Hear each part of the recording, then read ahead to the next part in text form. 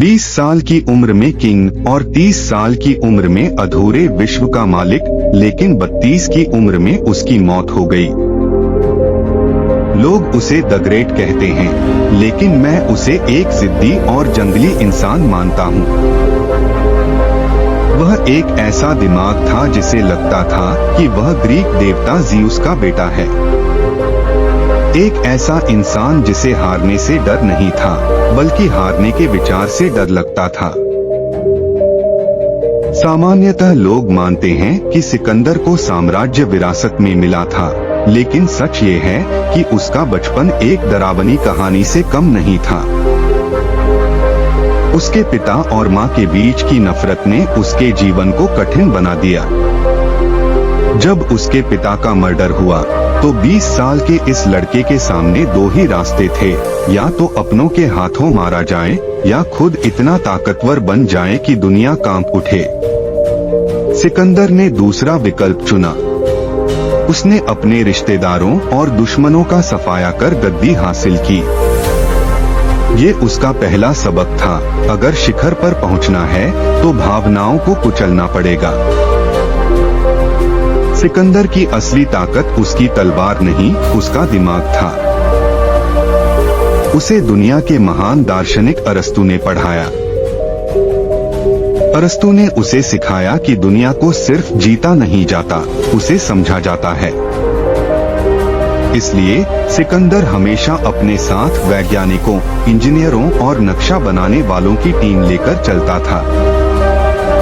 युद्ध के मैदान में वह केवल खून नहीं बहाता था, बल्कि वहां की मिट्टी, जड़ी बूटियों और भूगोल का भी अध्ययन करता था। उसने घेराबंदी की ऐसी तकनीकें इजाद की थीं, जो आज की मॉडर्न इंजीनियरिंग का आधार हैं। टायर शहर के लोग जब समझते थे कि वे समुद्र के बीच सुरक्षित हैं, तो सिकंदर ने हार नहीं मानी।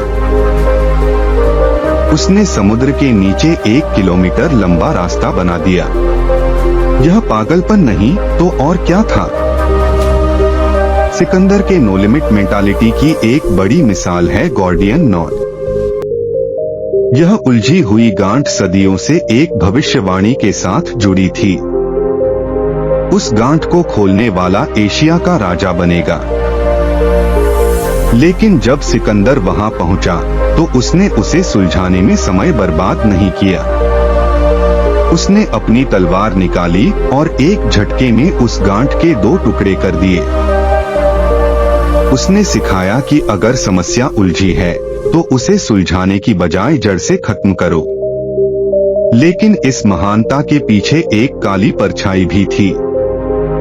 जैसे जैसे सिकंदर विजय की ओर बढ़ा, उसका अहंकार बढ़ता गया।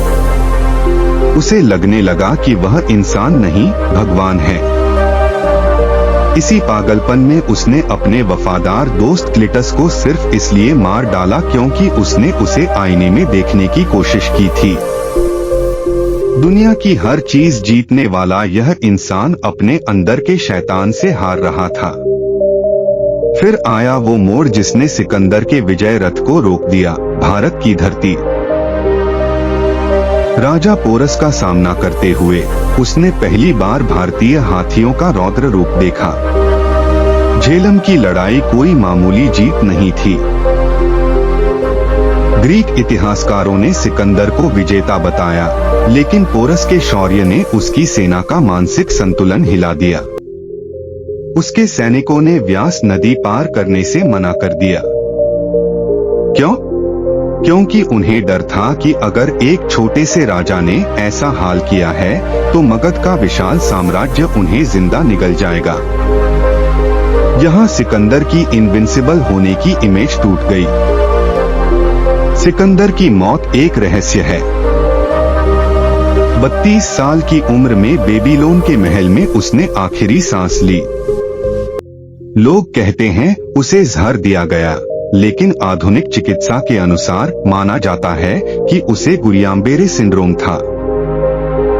इसका मतलब था कि उसका शरीर पूरी तरह पैरालाइज हो गया था, लेकिन उसका दिमाग सक्रिय था। मृत्यु से पहले उसने कहा, मेरे जनाजे को डॉक्टर्स कंधा देंगे ताकि लोग जाने कि मौत का कोई इलाज नहीं। उसने रास्ते में अपनी दौलत बिखेरने को कहा ताकि लोग देखें कि पैसा मृत्यु को नहीं रोक सकता, और हाथ बाहर लटकाकर सबको यह दिखाना चाहता था कि सिकंदर भी खाली हाथ गया। इस गहरी कहानी से हमें क्या सीख मिलती है?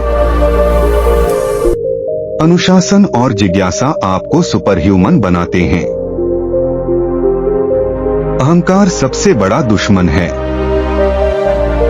और अंत में चाहे आप दुनिया जीत लें, आप वही ले जाएंगे जो आपके पास था, कुछ भी नहीं।